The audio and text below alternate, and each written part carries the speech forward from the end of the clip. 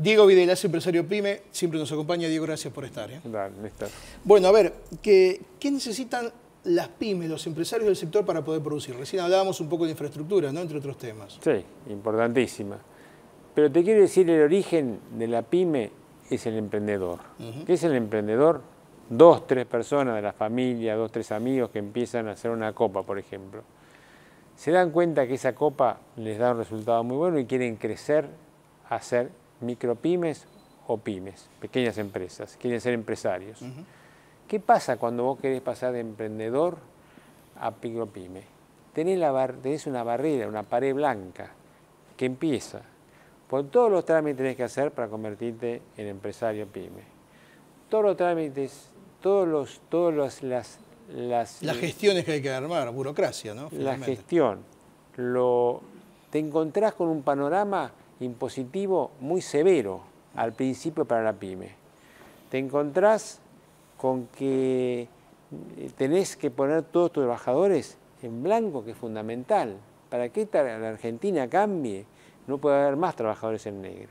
Los trabajadores tienen que estar en blanco, tienen que asegurarse su futuro, además, su se puede presente acceder a con un la crédito, salud. por ejemplo, para viviendas, o si no está en blanco es más complicado. Todo. No puede haber más trabajadores negros en la medida que una pyme tenga más simplicidad en los trámites, que tenga un poco menos de cargas laborales, que pague un poco menos por la RT.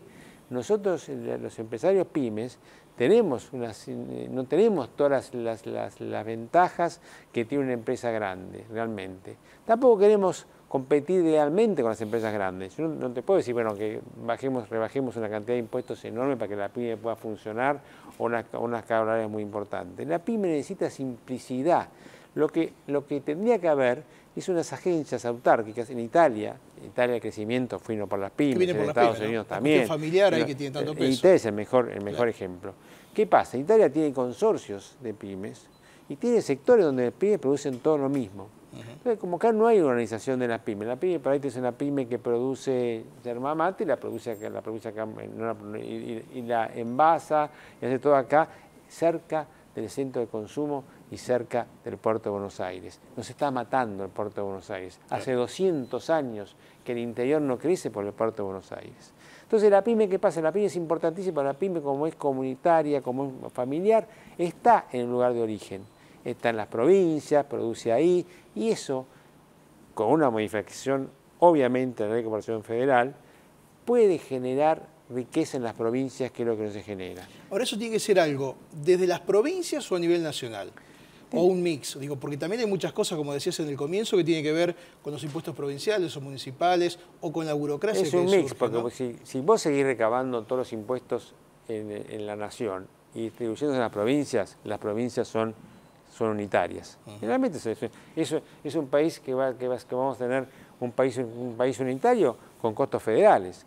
Vos tenés que empezar a delegar ciertos impuestos, no de golpe, paulatinamente, eso es verdad, gradualmente, impuestos impuestos que hoy recauda la nación, que los empiece a recaudar las provincias, y que las provincias le den a las pymes que son generadoras de empleo, igual que las empresas grandes, pero las pymes que son generadoras de empleo por excelencia.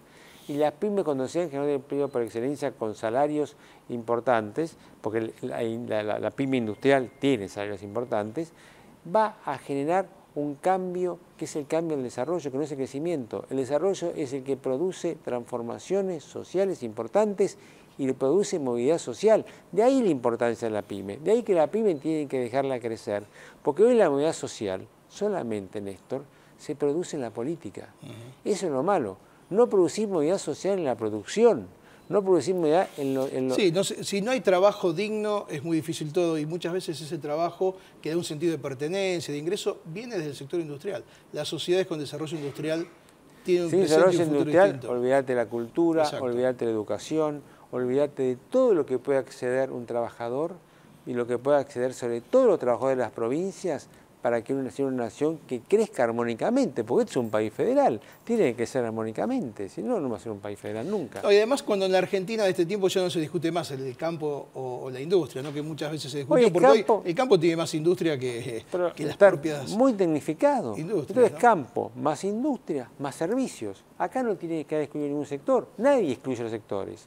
Antes había un antinomio con el sector financiero, ya no existe. Hoy hay que hacerlas, hay que juntar los sectores, como hay que juntarse con la política.